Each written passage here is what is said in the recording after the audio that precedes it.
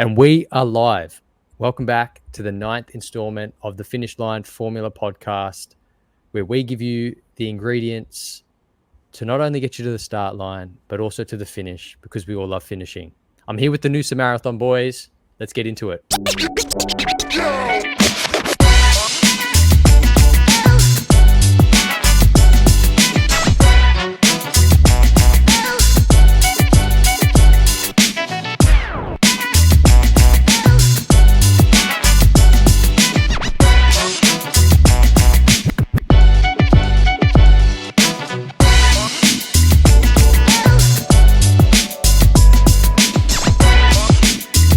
And we are back. Welcome to the 9th episode of the FLF podcast. For those of you who are listening, I'm Cam and I'm going to be finishing up the intro for you today.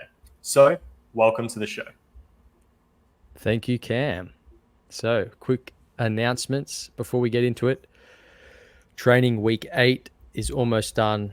Long runs tomorrow. As we've said, we've moved the podcast filming to the Saturday just to ease our loading in terms of time to get this wonderful podcast out to the people out there. Podcast availability, we've got ourselves on YouTube, Spotify, and Apple Podcasts. I did have a question mark there. Will's still missing. That was if he missed today's, because there was a bit of uncertainty there. As per usual, Bark Run Club, Saturday mornings, Parramatta Wharf at 6:30 a.m. For any of you who want to get down there, coffee and pastries afterwards. And I think the only other thing we're going to talk about, I guess we'll get into it after we introduce everyone, is where were the other two last week? So everyone go around. My name's Nick. I'm 1/4 of the NOOSA Marathon boys, but I'll let the others introduce themselves from left to right. What's up? I'm Sean, and currently I am the only man with a pair of Alphafly 3s. Flex on those haters. Yeah, rub it in. Hey, I'm Cameron. And last week I was at the Fred Again concert, but still got my runs in. I'm losing it. That's Fisher, my guy. That's right. It's funny. Okay. Yeah, leave me alone. Classic. Good one. Anyway, my name's Will, and I was on a cruise ship the last 2 weeks, traveling from Melbourne to New Zealand. Also got my run in on a cruise ship, which was not fun. Well, I'm glad you could join us on this cruisy Saturday afternoon.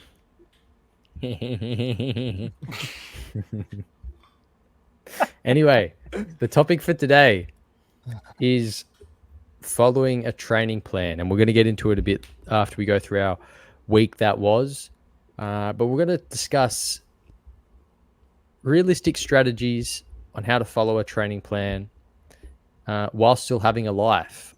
And then I guess the other thing would be adjusting to other commitments. So we're going to get into that a bit later on. But first, Cam's going to take it away and go through exactly what the NMB boys got up to this week. Thank you very much. So taking it back to last Sunday, we had a long run, which was a 29K, which pretty considerable. Personally, that's the second longest I've ever run. Taking it through to Tuesday, we had an 11K recovery. Then we had a 19K long run straight after that on Wednesday. Then we had a rest day. I think that's our first Thursday rest day, straight into a 16K tempo on Friday. Saturday, today, was a 8-kilometer recovery run. And that's 16 kilometers total with 10K tempo in there, just for the people who are following along and writing this down at home. We'll quickly get into what I got up to. So following on from last week's, what did I say? It would have been 8-kilometer aerobic or recovery with some strides. So we had Sunday was 34 kilometers, and then rest day on Monday, and then Monday was a AM was a double. So a double is just where you run in the morning and then the evening. So I was broken up with a 10 kilometers in the morning, 6 kilometers in the evening. Wednesday morning was 23 Ks. Thursday was 10 kilometers. Friday was 18 kilometers with another 10K tempo, same as the boys. And then finished up this morning with 8 kilometers recovery, all in time for tomorrow's 32 kilometers. And that's just another progressive long run. So bit of spice in there this week. I think we're going to go through, I guess we can start with Cam's injury, or it has been, I guess, hasn't been diagnosed per se, but he's carrying something. If you want to spill the beans on what that is. Yeah, so this is a bit of a first for me. I've had injuries before. I've cracked my ribs, I've broken fingers, I've fractured arms, I've done all of that stuff, but I've never actually done it during a block where I was training. So about 2 weeks ago, I went on a treadmill run, and I think my form was a bit off. That made my right knee and my hip flare up. I pushed through the week. I think that was the 72K week before last. During the recovery week, I wasn't feeling that good. And then I got to the long run on Sunday, which was the 19K. And yeah, basically just kept pushing it. I saw my pace go down, my heart rate go up until last week, where Monday hit, and from the run before, the 29K, I believe it was, I basically couldn't walk. Anything that kind of involved bending my knee or putting weight on my right hip was destroying me. I mean, even to the point where like to stand up and put pants on is like extremely painful. I've still tried to do a few of my runs. I think out of this week, I did the 11K on Tuesday, if I remember correctly. And yeah, that destroyed me. Took the then Wednesday off. And then yesterday, instead of the 16K tempo, I just tried to run 8K from the advice of what Nick gave me and what my physio gave me. They said basically just try and cut down your Ks. I got 3Ks into a run where I was supporting a friend who's doing a 24-hour run challenge, and got 3Ks into that, and basically just was hobbling to the point where I basically lost the group. I had to break down to walking. And so now, yeah, I'm really just kind of questioning what's next, because this is the first time that I've had something like this. And yeah, just listening back, I guess in hindsight, when you did have that hip thing initially, that's probably where you'd want to flag it and drop the kilometers. But like, it's always hard to tell, because following a program, you obviously want to follow what's there, because in your head you're thinking, oh, okay, if I don't follow this, then my performance on race day is going to be there. But like we've always said, is the goal of this is to get us to the finish line. So, and to get to the finish line, you got to get to the start line. So it's better. Obviously, it's not too little, too late, but it will be very touch and go, I guess, over the next couple of weeks for Cam, and we'll keep checking in. Please send him get well soon cards. He doesn't like flowers, but I'm sure card and some Freddo frogs will do. I wouldn't mind him. I'm so funny. Anyway, we've all had, I guess two of us had massive 10K runs yesterday morning. So we're going to do a bit of gloating. I know it was a bit of a sad negative turn with Cam's thing, and it's always good to spin that around and get a bit of positive energy going amongst the group. But there's been 2 PBs. There might have been a third if Will got out on a run. Maybe he's going to go run his fastest 10K right now after this. But yeah, maybe. No? Oh, if you're asking, well, I don't think it's advised. I already smashed that PB like sounds 2 like 3 a yes weeks to me. I already smashed that PB like 2-3 weeks back. I'm meant to be running it directly after this. But I'm going to advise against it as the coach. Well, yeah, but the thing is, I've kind of just made this decision quietly whilst I was away that I already know I can go quick. What I'm having an issue with is just completing the sessions without injury and without severe pain in my knees. It's exact same as what Cam's going through. And so I've just told myself, I'm just doing every session at 6-minute pace, just work in that zone 2, and hopefully I can, 1, stop the knee pain, 2, have my aerobic base just so much stronger so that on race day, when I actually do need to go quick, I can smash the PBs then. Yeah, smash them out. Smash out Shin those pads 6-minute Ks. work pretty well for knee pain.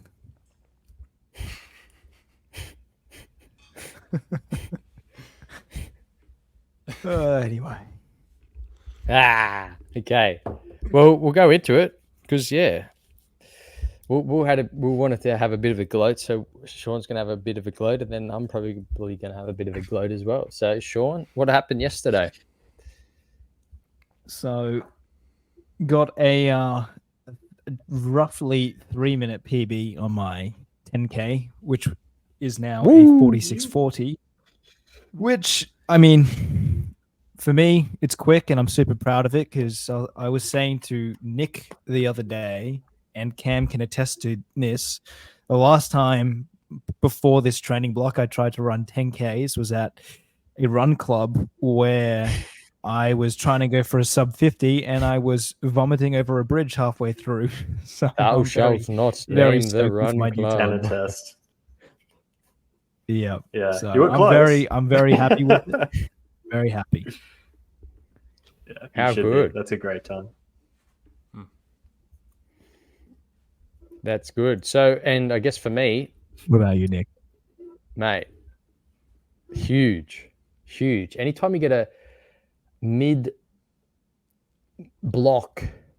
PB, it's always, that you can go a lot quicker outside of it. So I ran a 36:58 10K, unofficial because it wasn't on a proper course, and obviously it's GPS. So I think my last PB was around a 37:20. So we're flying.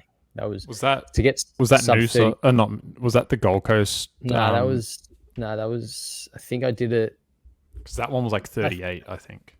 No, that one was last marathon block as well. So I haven't done an official 10K, but I'm trying to find a local 10K if I can. There is a 10K tune-up race in the block later, like in a couple of weeks. So we'll see what we can do there. Maybe if we can find an official one, we'll smash it out in the new Alpha Fly 3s. What's that one that Ed won last year? Oh, Minimos. Oh, that's past. No, not that one. There's the one at Olympic Park he won. Oh, Sydney 10. That's a week before Noosa. Okay, yeah, no, we're not. I did think about it. Yeah, but we can do that. Taper. Anyway, so that was a big run. Good to see I'm coming along nicely. I think we've all got Gold Coast, the 7 News Gold Coast half marathon in about a month's time, Anzac Day, long weekend. That's going to be a good hit out. I think PB's all around for the boys. I'm hoping to go sub 80, so we'll see what kind of damage we can do there. Obviously, we'll all be locked in. Question for that. Is the point of that for us newbies, is it just to practice like having the waters and the gels on a day, or should we actually be pushing as hard as we would on actual marathon day? We'll make a game plan, I guess, the leading into it. I think that'll be an interesting episode. Yeah. That's down the line. Speaking of down the line, we've got, and talking about injuries as well, we've got a physio, my good friend Emma, who will be joining us. I worked with her back at the Giants, and she treated me during my first marathon block for a couple of injuries. But she's going to be joining the boys, discussing all things physio. This is a sports physio. So, yeah, Sean, I saw your little thing there. So she works with professional athletes. So she'll have a good insight into, I guess, we wanted to talk about running-related injuries, what to do about just any niggles, when you should push, when you shouldn't, et cetera, et cetera. So looking forward to sharing that with everyone. And yeah, let's get into the tip of the week. And Will kind of touched on it a bit there with gels, but the tip of the week is to trial different gels during your training long runs to find which one fits best with your gut, because not all gels were created equal. So you'll find some gels sit well in your stomach, others will make you go to the toilet, and you don't want that during a marathon. So that's the tip of the week. We'll go into that further once we get a dietitian on the show, another special guest coming up down the line. So one to discuss there, if anyone wants to jump in with that tip. Otherwise, we're going to get on to the topic of the week. Well, I was just going to quickly Morton mention gels are very yummy. That's it. There's obviously that balance of yummy versus what Yummy, works and yummy. things, and I think Cam and I, well, shout out to Cam for the recommendation. But yeah, I was using these gels that he suggested, or I'm not sure if you actually suggested them, but I saw that you had them. But I was finding that it was kind of messing with my guts, and same with one of the other big brands, probably one of the most recommended brands. I found that one kind of messes with my gut a bit. So I started taking a different one, which I'll give a brief shout out to, which is Coda, Koda. And that's the first one I've found that I've had no issues with. So have any of you tried Morton yet? Yeah. I wasn't going to mention think? the brand, but that's the one that I'm having issues with. I recommend, like, for me personally, I'll race Morton unless a brand wants to come out and offer to send us gels. We're open. We're not going to be selling our souls, but we will sell the rights to what goes in our mouth during those 3 hours and 30 minutes. Pause. So well, that's it. Well, this is something as well. The other as, ones that I had. Oh, you go, Sean.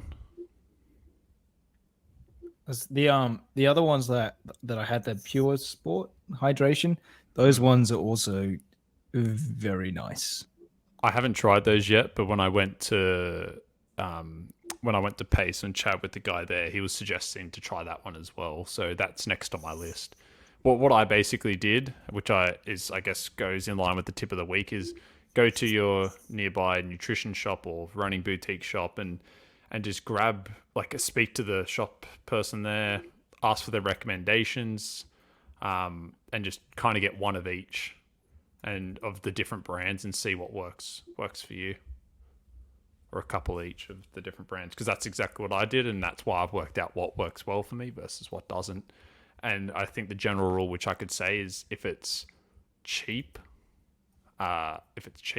generally you're going to have more issues with that. Generally. And I guess one extra tip is, once you do settle on a gel, you want to go through. You'll have training runs where you'd have key training runs in your block, and let's say you've got 2 or 3 of those. For those 2 or 3 key training runs, you want to use the exact gels you are going to use on race day, and you almost want to replicate what you'd be doing on race day, just to get your body used to absorbing that much fuel, in quotation marks, while running. And I guess giving you the confidence that everything's going to work come race day, because you're, as the old cliche goes, you don't want to be trying anything new on race day. There's in fact, one brief thing. It's from Ed's episode. It was something very subtle that he said, because Nick, you made a comment about, oh, do you ever like have gels and you get sick of them through the race? And he made some comment where he was talking about, oh, well, sometimes I'll just have them over a few kilometers. I didn't quite realize it at first, but it was chatting with someone else. They said if you're having stomach issues with gels, sometimes it's because you're taking the whole gel all in one go, like within a 10, 15-second block, you're just having it and going. Whereas they suggested slowly having it over a period of time. Yeah. And how I operate that is, let's say you've got a water station. I always try and make my gels line up with water stations. And that's always good scouting for you before the race, is to find out where the water stations are, because 1 kilometer, 2 kilometers leading into the water station, you might want to crack open the gel, start slowly getting that into the system. So by the time you get to the water station, because some gels you need water to, I guess, flush it through the body. Some gels you don't. And for those gels, by the time you get to the water station, if you've finished the gel, then you can just down the water, and it kind of completes the, I guess, in my head, it completes that cycle of fueling, and then it's on to the next one. So, yeah. Sean, you were about to mention something there. Oh, I was just saying, from pretty much every gel that you take, you will benefit from having water after it. It just helps reduce GI distress. Facts. So if you can tee it up with the water station, then you will probably have a better time. Yep, that's correct. Sweet, fantastic. So hopefully you guys enjoyed that little tip there, because we all love a good tip. So now onto the topic of the week is following a training plan. So for those two who weren't here last week, they would have listened to the podcast and listened to how good it was, and they'll obviously give us lots of great feedback in the back end. So that was great to hear. Anyway, last week we discussed how to build a program. This week we're going to be giving you all tangible strategies on how to follow a training program, because if you're going through a program now, you'd know that life gets in the way, little niggles get in the way, and you can't follow it to the T unless you drop everything and become someone who's unbearable to be around. So first of all, I guess you got to look at what program are you doing. If you're following a generic program found online, these programs are not all created equal and are usually made to suit the masses rather than individual. So if you want an individualized program, there are people that offer those services and can be beneficial.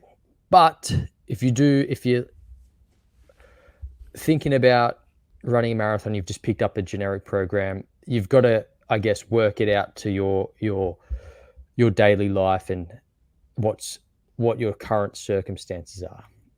What do you reckon, boys? What I've found, especially the past 2 weeks being on that cruise, is I knew it was going to be difficult going into it, and I tried my best to kind of plan the different types of sessions that I was going to do. But reality is that when you're chucked in the deep end, you just got to kind of work it out. And so, although Nick hasn't been too happy about it off camera, it meant that on a couple of days I had to split sessions. So like my medium long run of like 19 kilometers the other day, I had to split it up with 10 in the morning, 9 at night. But I think the main thing is that as long as you're actually, like, if you know for yourself that you're putting in the most amount of effort when you're doing those sessions and you're being as consistent, I guess, as possible without, for example, like in my situation being on holiday, is they hit a certain point where I had to decide, am I going to do the run but completely ruin the entire holiday that I'm about to have, or Yes. am I going to try my best to balance them both, put in 100% effort for both of them? And I found that for the most part I found a balance, but those things are never perfect. But as an overall, I found I was walking quite that proud of tightrope, what I achieved. Walking that tightrope wheel across the thing, and if you fall off, you end up back in the ocean, and the cruise ship would be looking for you, search and rescue. Yeah. As the old saying goes. whatever that Very means. relatable saying. Whatever that has to do with what you said. No, and that's Will's got, I guess, a perfect real life example of what the next thing is you've got to look at what your lifestyle is like. So if your lifestyle is going out every Friday, Saturday night, and then you're like, oh, I'm going to run a marathon and start a training program, you're going to quickly find that hangovers aren't congruent with training for a marathon. You're going to find a bit of, what do you call it, pushback from the body a couple weeks after giving those two things a go. I think the main thing is that you can't serve two masters. So if you're going out every weekend, but then you also want to run a marathon, and this can be anything. If you're training in the gym 5 days a week and then you want to run a marathon, it's not going to work out for the entire period of your marathon. So you've got to choose one master, and if your master is going to be a marathon, you want to commit to that.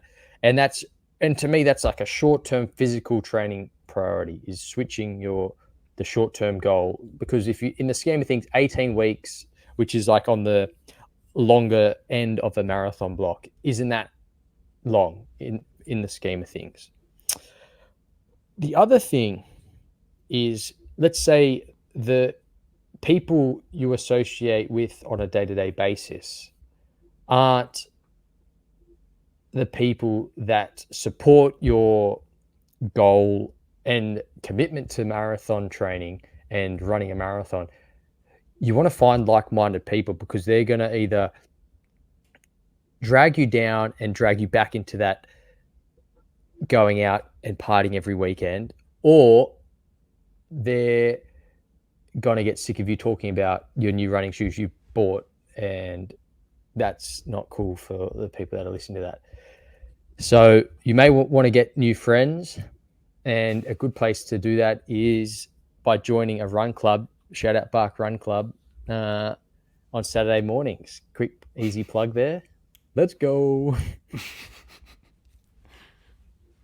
actually a great point. I'm going to be real, which is, I'm not sure about you guys, but I've had this thought multiple times, which is there is a high likelihood I would not have done, would not have actually done this marathon after booking it if I didn't have all you guys to kind of keep me accountable. And I don't even mean directly keep me accountable. I'm also mean that I get a notification, not a notification that Cam did a run, but I go on Strava and I see Cam's done a run, or Sean's done a run, or Nick's done a run. If I haven't done my run for the day, I just find it eats away at me. I could be out doing the most fun thing that I love doing, and I'll still have it in the back of my mind, oh, I've got to do this run later today, and I won't be able to enjoy my day until I've achieved that goal. So,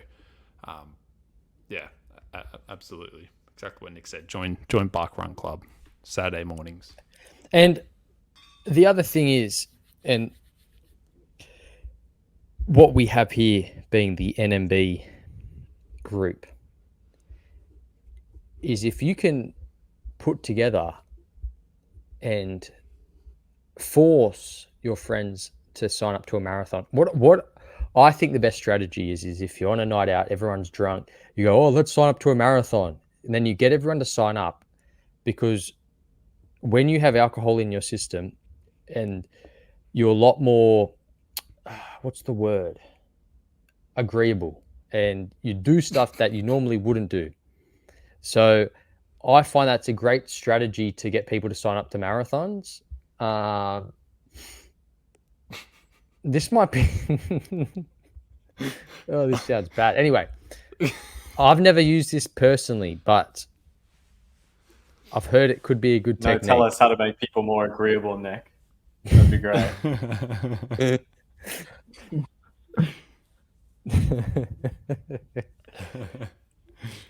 Just be this sexy and handsome.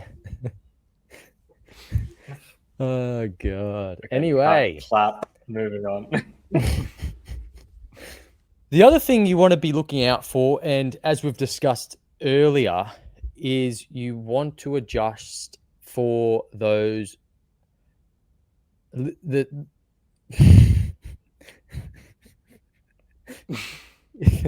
anyway, you want to adjust for the prolonged soreness that you can't really call them injuries just yet, but you might be carrying some pain or residual fatigue, whatever you want to class it. I'm sure there's a word out there that starts with N that might describe this a bit better, but what we want to talk about is when those come up, you want to get to the point where you either push through that or you want to hold off and reduce mileage. And I think Cam's just gone through a period of that, or he is going through it currently. So he's going to talk about those little prolonged, not injuries, could be heading that way.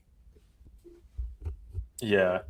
I mean, to be honest, I'm new to this, so I'm just kind of trying to figure it out. Last week was very much all or nothing. It was either I'm going to do the run or I'm not going to do the run. Where now that it's got to the point where it's clear that this, I don't want to call it an injury yet, but kind of this pain that I'm feeling in the back of my knee and then my hip is not going away from 1 or 2 days of rest. Now is the time that next week, what I'm looking at doing is either cross training is some advice that I would actually like to get your opinion on, as a lot of people have told me replace the mileage that you're doing on Ks and then try and work out the equivalent on a stationary bike, because it's less impact, but you're still working that kind of zone 2 or VO2 max or something.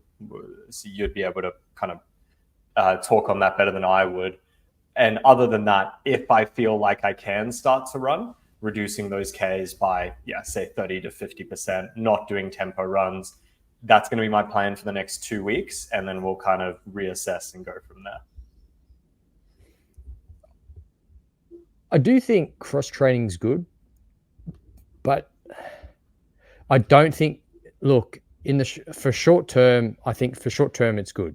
But for like a long term, let's say you have to cross train for 6 weeks and you got a marathon and you're doing NOOSA marathon, I probably would say it's a bit too far fetched. Like you're not going to be at the point come race day to pull off anything fantastic. But I do think there's a benefit. Where I'm at right now is I cannot run. Yeah. Like, well, that's the thing. I ran yesterday. So rather than doing nothing or just weight training, the advice that I got was basically look at how long it would take you to run and just get on a bike and try and figure out the equivalent. Yeah. Yeah. For the next that's what I'm saying. Week. It's not like a long-term, definitely not a long-term Can solution. I jump but in? I would, yeah, you can just give us one sec. I would recommend, like Cam's saying, to cross train, because you've either got cross training or nothing. Now, even if the cross training does 60%, that's still 60% more than doing nothing. Sean? Yes. Yeah, so what I was going to say was, since maybe 8 weeks into the pre-block that we did, I ended up getting some Achilles tendonitis in my right ankle, and the protocol then, because it was at the point at which I could not do any running, even walking was hurting a bit, then went to the physio and did some dry needling, all that stuff. But I guess the prescription I got from my physio at the time was take 4 to 5 days off completely and then ease back into running. But like first run back, you don't want to do any more than 2-3 Ks. Essentially just go out for a run, get some movement, and then stop before you get sore. Wait another 2 days, try do 5 Ks. Wait another 2 days, try do 7.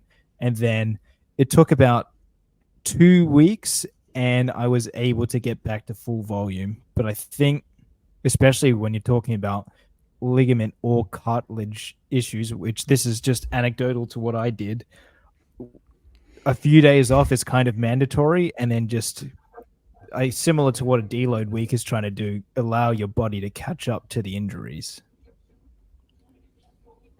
Oh, hang on.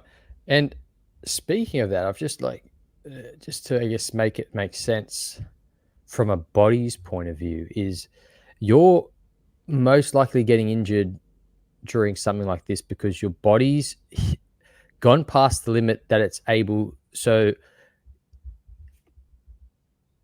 you are completing X amount of volume, and then your body's at this stage been able to keep up with that volume, but then you've crossed a limit where your body's not able to keep up to it.